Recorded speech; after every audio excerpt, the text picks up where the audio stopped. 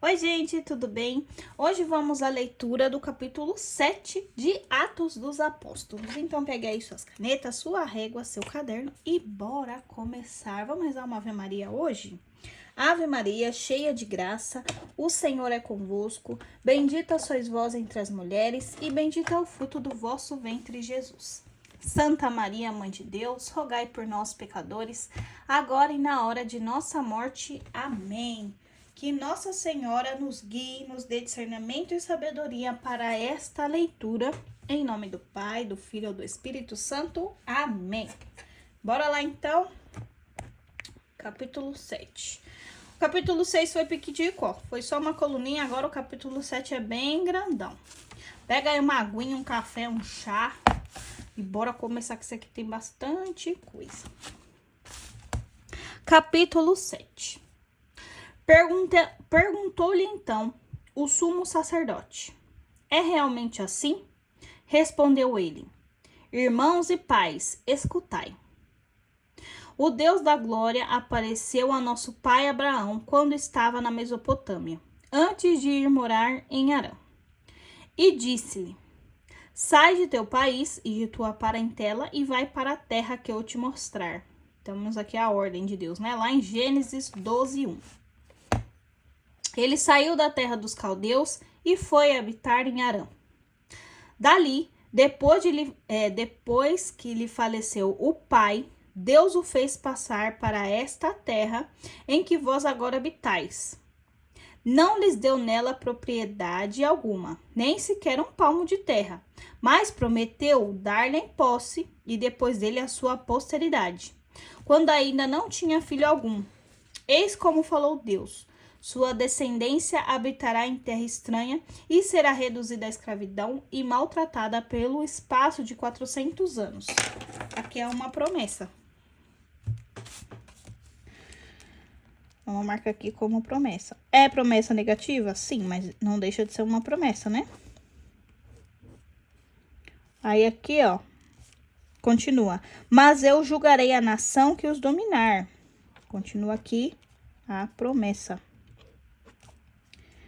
Segue tudo, eu vou marcar tudo aqui. Vou ler tudo de novo, peraí. Vamos lá, versículos 6 e 7. Eis como falou Deus: sua descendência habitará em terra estranha e será reduzida à escravidão e maltratada pelo espaço de 400 anos. Mas eu julgarei a nação que os dominar, disse o Senhor, e eles sairão e me prestarão culto neste lugar. Está lá em Gênesis e em Êxodo. E deu-lhe a aliança da circuncisão. Assim, Abraão teve um filho, Isaque, e passados 8 dias o circuncidou. E Isaque a Jacó, e Jacó aos 12 patriarcas. Os patriarcas, invejosos de José, venderam-no para o Egito. Mas Deus estava com ele. Livrou-o de todas as tribulações e deu graça e sabedoria diante do faraó, rei do Egito, que o fez governador do Egito e chefe de sua casa. Sobreveio depois uma fome a todo o Egito e Canaã. Grande era a tribulação, e os nossos pais não achavam o que comer. Mas quando Jacó soube que havia trigo no Egito, enviou pela primeira vez os nossos pais para lá. Na segunda foi José reconhecido por seus irmãos. E foi descoberta ao faraó a sua origem. Enviando mensageiros, José mandou vir seu pai, Jacó, com toda a sua família, que constava de 75 pessoas. Jacó desceu ao Egito e morreu ali, como também nossos pais. Seus corpos foram transladados para Siquém e foram postos no sepulcro que Abraão tinha comprado, a peso de dinheiro dos filhos de Emor de Siquém. Aproximava-se o tempo em que deveria realizar-se a promessa de Deus.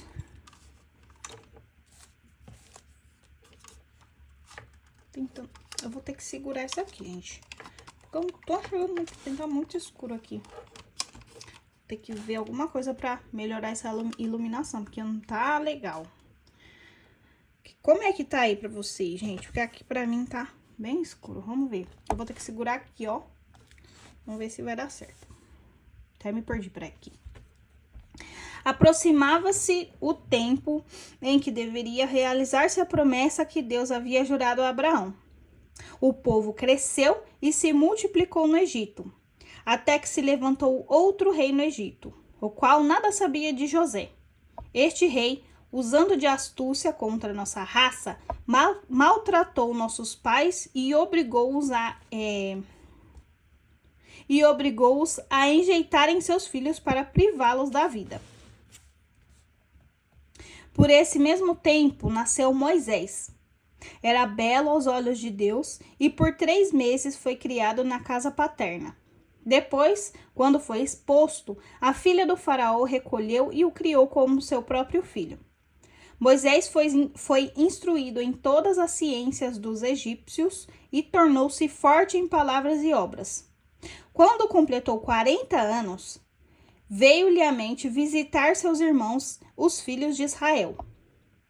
Viu que um deles era maltratado. Tomou-lhe a defesa e vingou que padecia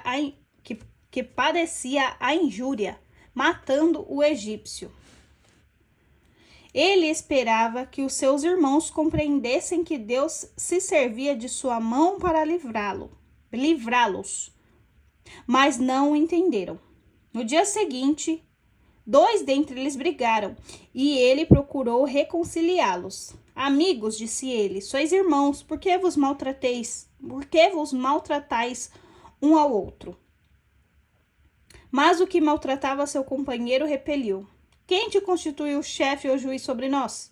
Porventura queres tu matar-me como ontem mataste o egípcio? A estas palavras Moisés fugiu e esteve como estrangeiro na terra de Madiã, onde teve 2 filhos. Passados 40 anos, apareceu-lhe no deserto do monte Sinai um anjo na chama de uma sarça ardente. Moisés, admirado de tal visão, aproximou-se para examinar. E a voz do Senhor lhe falou: Eu sou o Deus de teus pais, o Deus de Abraão, de Isaque e de Jacó. Então, aqui no versículo 32, temos um princípio eterno. Moisés, atemorizado, não ousava levantar os olhos. O Senhor lhe disse. Aí aqui temos uma ordem. Tira o teu casaco, porque o lugar onde estás é uma terra santa. Considerei a aflição do meu povo no Egito, ouvi os seus gemidos e desci para livrá-los. Vem, pois, agora, e eu te enviarei ao Egito. Este Moisés que desprezaram, dizendo: Quem te constituiu chefe ou juiz? A este Deus enviou como chefe e libertador pela mão do anjo que lhe apareceu na sarça. Ele os fez sair do Egito, operando prodígios e milagres na terra do Egito, no Mar Vermelho e no deserto, por espaço de 40 anos. Foi este Moisés que disse aos filhos de Israel: Deus vos suscitará dentre vossos irmãos um profeta como eu. Aqui temos uma promessa, né? Versículo 37. Este é o que esteve entre o povo congregado no deserto, e com um anjo que lhe falara no monte Sinai, e com os nossos pais, que recebeu a palavra de vida para nos transmitir. Nossos pais não lhes quiseram obedecer, mas o repeliram. Em seus corações voltaram-se para o Egito. Nossa, pesado, hein? Em seus corações voltaram-se para o Egito. Em seus corações voltaram sendo escravizados, né? Estavam libertos, mas os seus corações não estavam aqui, estavam lá. Dizendo Arão: Faze-nos deuses que vão diante de nós, porque quando a estes Moisés que nos tirou da terra do Egito, não sabemos o que foi feito dele. Fizeram naqueles dias um bezerro de ouro e ofereceram um sacrifício ao ídolo, e se alegraram diante da obra de suas mãos. Mas Deus afastou-se e os abandonou ao culto dos astros do céu, como está escrito no livro dos profetas. abandonou ao culto dos astros do céu. Aqui é a astrologia, né, gente? Pessoas acreditam nos astros, né, nos signos, mas o que move a nossa vida não são os astros, né? É Deus. Deus move a nossa vida. Então, do que adianta a gente ficar lá lendo sobre signos? Eu sei que muita gente faz isso, mas renuncie. Renuncie. Eu vou falar porque eu antes lia sobre signos. Meu signo era tal. Não que eu acreditava, né, em tudo aquilo ali, mas eu gostava de ler sobre. Falava, beleza, legal. Só que depois, gente, quando você começa a ler, estudar, você vê que não tem nada a ver.